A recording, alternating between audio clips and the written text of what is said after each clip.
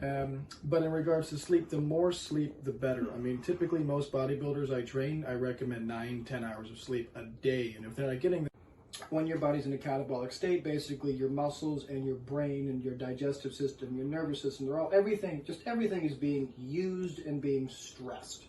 And when, it doesn't matter, as long as you're awake. Even if you're awake and laying in bed, you're in a catabolic state. You still are.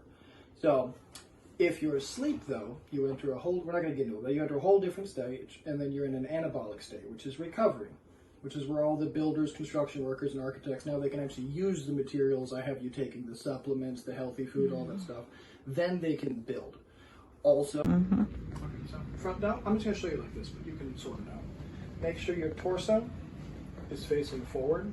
So again, we always talk about parallel and perpendicular, but you're getting used to it, I think. So just make sure you're, it's called flat forward. Arm looks like this. Wrist up. Think about your pinky being up. Arm is nice and straight. Sit up nice and tall as you're able to. You're going to go down as much as you're able. And you're going to come up.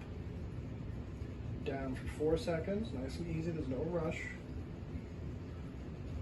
And go up. Okay. That'll be for your anterior deltoid or your front deltoid. And then for the lateral deltoid, the lateral deltoid. It's nice and slow. And again, remember, we're doing cables. We're doing cables. The dumbbell is only to teach you the movement. This is not an efficient movement unless you're using cables.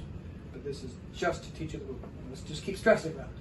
So, straight, flat, hand here, scapular ridge, clavicle or collarbone. Come up to the top, and then down for 4 seconds. Up to the top, and go down for 4 seconds, okay? Nice and easy. And then finally, we have our calves.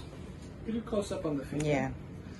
And for the calves, you're going to find something. It does not need to be a weight. It can be a book, a 2x4, a brick. It can be anything.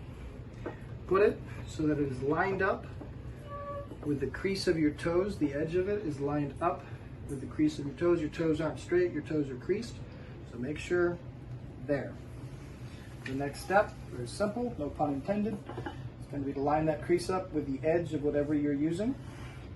Then your leg will be either parallel with gravity or perpendicular with the ground, however you want to look at it.